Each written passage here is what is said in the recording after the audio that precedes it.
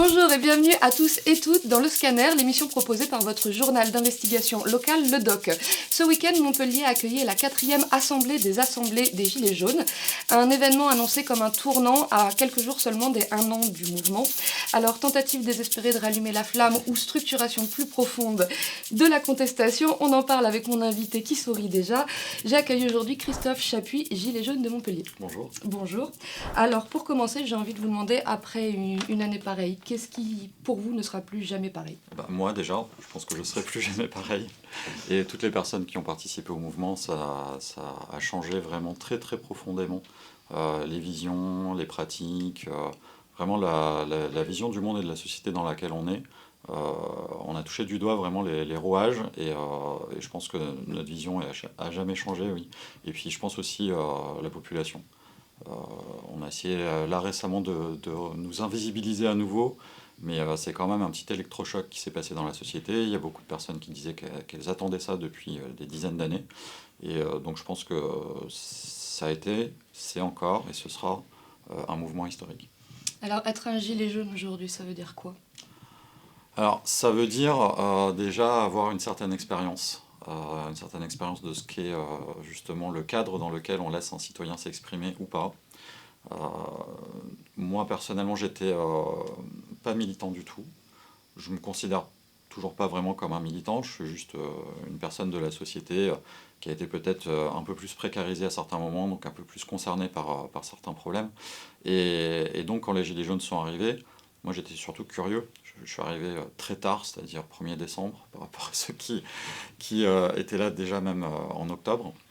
Et vraiment, j'étais un peu circonspect, je suis allé discuter. Et je pense que c'est ce qu'il faut que les gens fassent, qu'ils viennent discuter, qu'ils ne s'arrêtent pas justement à l'image médiatique. Et en étant vraiment proche des personnes qui font le mouvement, là, tout s'éclaircit immédiatement. Alors, comme je le disais en introduction, on va fêter les 1 an du mouvement. C'est une bonne nouvelle ou c'est une mauvaise nouvelle finalement cet anniversaire ? C'est une très bonne nouvelle. Il y a beaucoup de personnes qui nous enterraient déjà au mois de janvier. On reprendrait peut-être pas. Les Gilets jaunes s'essoufflent, j'ai commencé à l'entendre mi-décembre. Mais est-ce que ça ne veut pas dire quelque part que vous n'avez pas obtenu ce que vous souhaitiez obtenir ?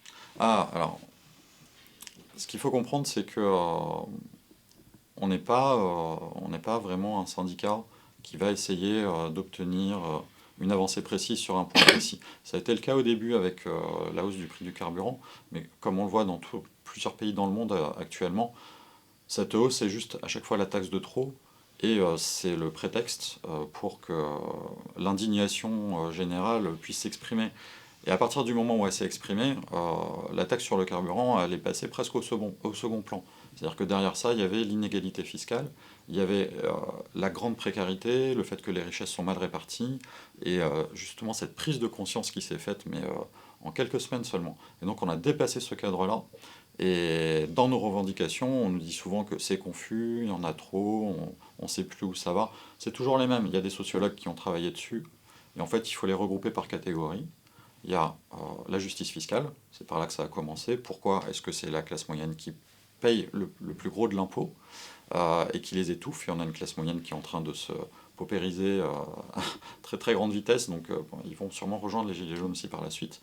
La justice sociale, c'est-à-dire que pourquoi on a justement des personnes qui sont dans cette précarité extrême, pourquoi on a des services publics aussi qui sont vraiment laissés à l'abandon et à la prédation des privés. La justice, très important, démocratique. Alors là, on a vraiment compris en fait qu'on était très très mal représentés et qu'on ne pouvait pas faire confiance à la plupart de nos représentants. Je ne parle pas de ceux des plus petits échelons, le petit maire de village, lui il subit plus qu'autre chose, mais au niveau de l'État, là on a vraiment ouvert les yeux et on pense qu'il faut une refonte des institutions pour que déjà qu'elles se mettent au goût du jour. On est au XXIe siècle, il y a Internet qui existe, on peut participer plus, et on a envie de participer plus, et surtout on a envie de pouvoir contrôler ce que font les élus s'ils ne respectent pas leur mandat. Et enfin, le dernier point, la justice, vous pouvez l'appeler écologique, environnementale, climatique, qui n'était pas du tout au premier plan des revendications. Ça s'est fait peut-être au bout de 1 ou 2 mois, mais où au final, avec toutes les pièces du puzzle qui se mettent ensemble, on se rend compte que le problème, il est structurel et qu'il détruit aussi notre planète et nos ressources. Vos revendications, elles ont été quelque part un peu dépassées à un moment du mouvement par cette violence que vous avez subie de la part de l'État. Ça a mis la question des libertés sur le devant de la scène. Est-ce que c'est toujours le cas? Est-ce que ça a été réellement un moteur à un moment donné de la contestation? Ouais, alors ça, pareil, hein, pour nous, ça a été une découverte. Moi qui ai manifesté peut-être 2 fois ou 3 fois dans ma vie avant, je ne m'attendais pas à ce niveau de répression. Moi j'ai un peu documenté le début du mouvement, et donc on a vu à quel point, mois de décembre, début décembre, ça allait encore, mais les premiers gazages déjà étaient assez mal perçus, parce que la plupart de la population n'étant pas habituée des manifestations, on se dit mais en fait pourquoi on nous gaze, on est juste là, on va rentrer chez nous, tout va bien. Et il y a eu un point de bascule à Montpellier, c'est le 29 décembre, quand il y a eu une évacuation de la gare qui s'est faite pacifiquement, et à ce moment-là il y a eu des tirs de LBD 40, donc des armes considérées de guerre, sur les manifestants, et des manifestants qui ont été touchés à la tête. Et ça a été très grave, et là, il y a eu une énorme incompréhension, et je pense que ça s'est passé comme ça dans un peu toutes les villes. Il y a probablement des consignes qui ont été données pour durcir, et pour justement nous emmener sur le terrain d'une répression dure, où le message est clair, si vous sortez, attention à vous. Et aujourd'hui, qu'est-ce que vous en faites justement de ce constat que vous avez fait à l'Assemblée des Assemblées, par exemple? C'est toujours au milieu du débat. Comment on réagit face à cette... À l'Assemblée des Assemblées là, qui vient de s'achever, il y avait 7 thématiques. Une des thématiques, c'était comment s'organiser face à la répression. Et il y a très clairement des idées qui sont remontées de structuration au niveau national pour déjà prévenir en amont des manifestations qu'est-ce qui peut bien arriver, mais aussi pour la deuxième partie. C'est-à-dire que là... l'IGPN ne fait pas son travail, il n'y a absolument aucun policier qui est inquiété. Ils ont sorti un rapport comme quoi il n'y aurait eu que une vingtaine de blessés par LBD, ce qui est totalement faux, ne serait-ce qu'à Montpellier, on a des cas flagrants. Et donc là, on se dirige vers des actions collectives pour riposter. Et je pense que le gouvernement n'a pas vraiment saisi de la détermination qui nous anime, en fait. Et pour ce qui est des libertés, moi je me suis rendu compte qu'en fait, un soulèvement populaire, ou du moins le kidam de la rue, n'a pas de champ d'expression. On ne l'écoute pas, il n'est personne. Et les Gilets jaunes, c'est des gens, pour beaucoup, qui n'étaient personne.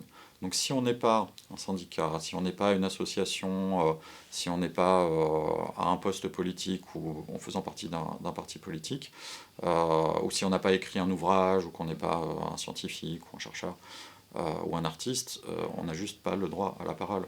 Je rebondis sur un mot justement que vous venez d'employer, détermination. Jérôme Rodriguez a utilisé le mot les déterres pour qualifier les quelques centaines de personnes qui étaient à Bordeaux. Il faut le dire, il y a beaucoup moins de monde dans les rues. Vous étiez 600 par contre à l'Assemblée des Assemblées, c'est une belle réussite. Mais dans les rues, il y a beaucoup moins de monde, sur les ronds-points aussi. Qui sont ces personnes-là, celles qui restent? Celles qui restent, je pense que c'est les... Il y en a qui disent les déterres, les vaillants, etc. Je pense que c'est les personnes qui, comme moi, ne vont pas pouvoir s'arrêter à mi-chemin. Moi, c'est pas possible, parce que peut-être on est plus impliqué, plus investi que d'autres, peut-être qu'on a plus le choix aussi, parce qu'il y a une forme de précarité, il y a aussi une forme de colère, c'est un mouvement aussi de colère à la base, et la colère, le gouvernement n'y répondant pas, des fois elle augmente, mais c'est surtout les personnes qui ont compris qu'il y avait encore un débouché, et que c'était pas, comme on essaie de nous faire croire, c'était pas terminé du tout. Là, on est à un moment charnière, et c'est même en train de reprendre. Et donc, il faut maintenir cette présence. Après, pour ce qui est de la manifestation, la répression a été vraiment inouïe. Et encore une fois, je pense que le gouvernement ne sait pas à quel point le retour de flamme va être difficile pour lui. Alors, vous le dites justement, les gens, ils venaient parfois de loin et ils se sont peut-être essoufflés justement de cet effort permanent. Est-ce qu'il ne faut pas réinventer des formes dans le mouvement? Est-ce que même le gilet jaune lui-même, il n'est pas devenu encombrant pour certaines personnes?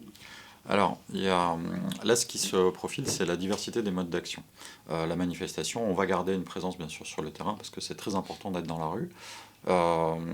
Mais il y a tout un panel, en fait, d'actions qui se font, et qui se font bien souvent sous le radar des médias, parce que les médias sont dans les grands centres urbains. Ils n'ont pas non plus les moyens, ça on l'a découvert, de bien couvrir le mouvement, parce que vous êtes bien souvent toujours à droite, à gauche, c'est compliqué pour vous aussi.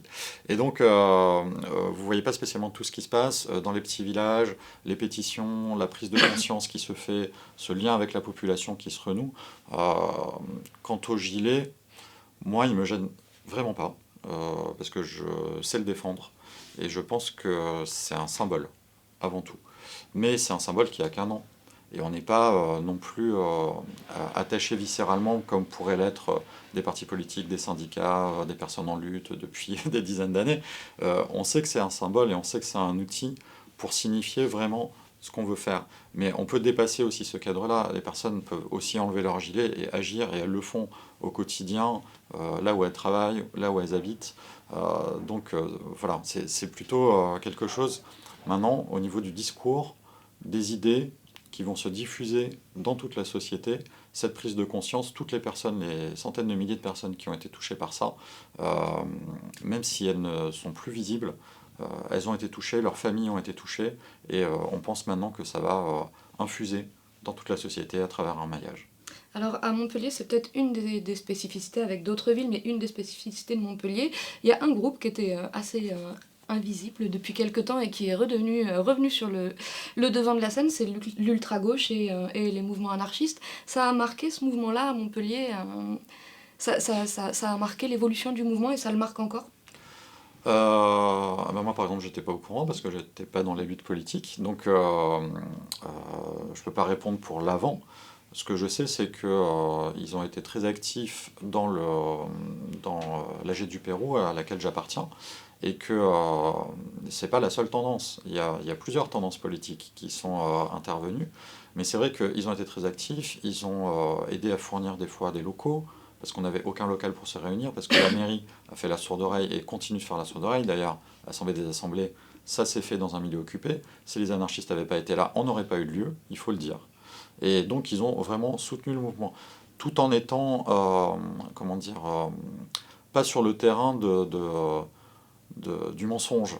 Ils ont toujours dit qu'ils étaient anarchistes, ils ont toujours défendu leur bord, mais ils ont su aussi, entre guillemets, se mettre au service du mouvement par des pratiques aussi, comment mieux organiser les réunions, etc., etc. Et l'écueil de ça, c'est que ça a effectivement coloré le mouvement de Montpellier un petit peu, et que d'autres personnes qui n'étaient pas du tout sur cette tendance, sur cette ligne politique, fatalement, se sont pas senties à l'aise et sont parties. Mais elles ne sont pas obligatoirement rentrées chez elles sont peut-être retournées vers des groupes plus affinitaires. Et le mouvement des Gilets jaunes est extrêmement hétérogène. Il y a toute la société civile, comme dit notre président, qui est représentée à l'intérieur. Pour l'Assemblée des assemblées, les électriciens, c'était nous, la sécurité, c'était nous, le service médical, c'était nous. Et en fait, toute la société, c'est nous. Et quand on parle de convergence des luttes, etc., mais en fait, c'est le cadre de ça. Parce que tout le monde est à l'intérieur. Vous me tendez une perche, c'est génial. Donc vous parlez de convergence des luttes. On sait que le rapport avec les syndicats, il n'a pas toujours été simple, notamment à Montpellier. Ce week-end, pourtant, vous avez voté la convergence pour la journée du 5 décembre. Qu'est-ce qui a changé ? Ce qui s'est passé ce week-end, il faut être très clair, on ne va pas marcher derrière les drapeaux de la CGT ou de FO ou de quelconque autre syndicat. Il y a un appel qui a été lancé par le milieu syndical et on va y répondre parce qu'on pense que c'est une très belle opportunité pour justement faire avancer les choses.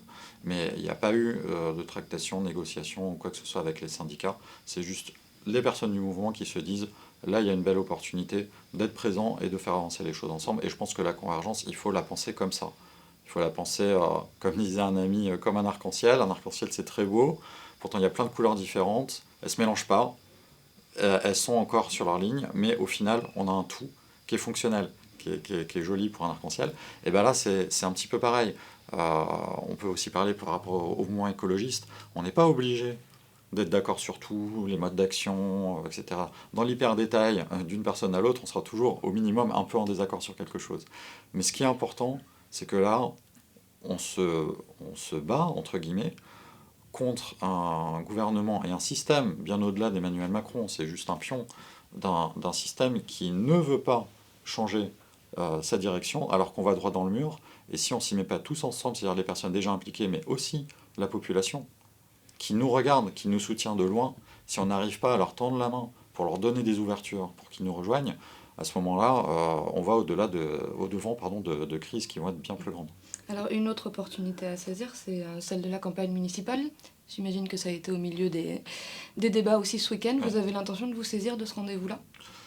Alors, ça a été un axe de travail qui s'appelait, et c'est très important, comment agir dans le contexte des élections municipales. C'est un contexte de calendrier qu'on nous impose. Il y a eu les élections aussi européennes. Il y a le 17 novembre, qui est aussi un contexte qui nous est très favorable et qui arrive, et on va avoir sûrement une forte mobilisation. Pour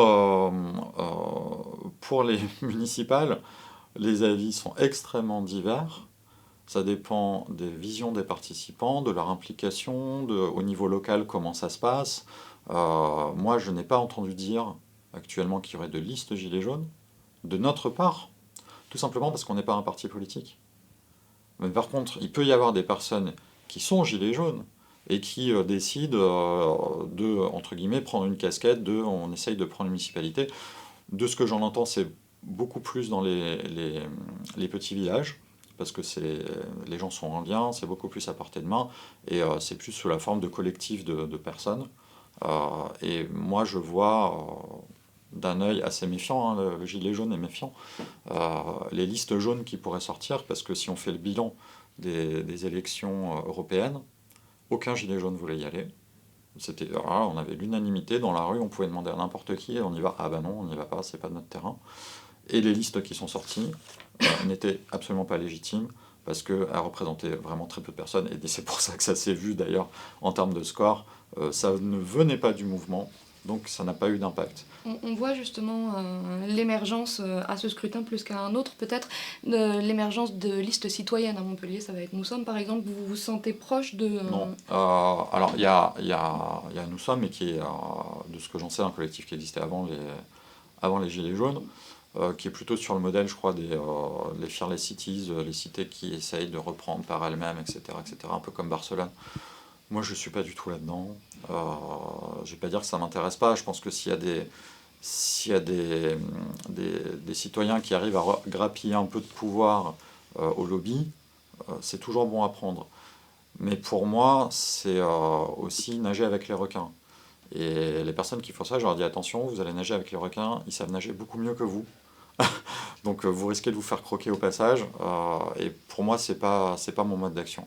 Moi, ce que j'essaye de faire, c'est vraiment m'adresser à la population, aux personnes qui sont encore invisibles et qui souffrent encore, qui ont un train de vie infernal, qui ne peuvent pas nous rejoindre parce qu'elles travaillent, des fois elles ont 2 travails, elles n'arrivent pas à s'en sortir, elles sont épuisées, leur famille à gérer, etc., qui nous soutiennent de loin.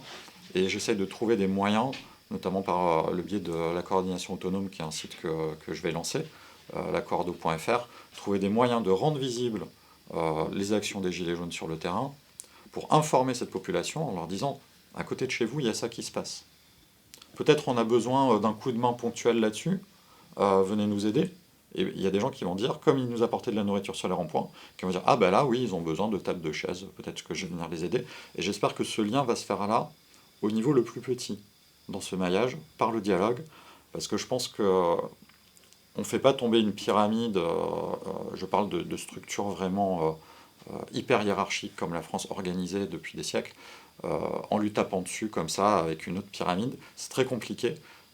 Moi je crois au maillage, je crois qu'en fait c'est au niveau de la base qu'il faut travailler pour que quand la pyramide n'a plus de soutien, et ben, elle s'enfonce, elle disparaît.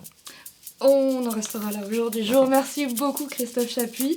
On attend le 17 novembre alors pour voir. Donc le scanner c'est fini pour aujourd'hui. Vous pouvez revoir cette émission sur la chaîne YouTube du Doc et sur le site ledoc-info.com. Merci à Wissam et Chloé pour leur accueil dans la librairie Fière de l'être. Merci à Gabriel Fradin pour la technique. On se retrouve la semaine prochaine. Portez-vous bien.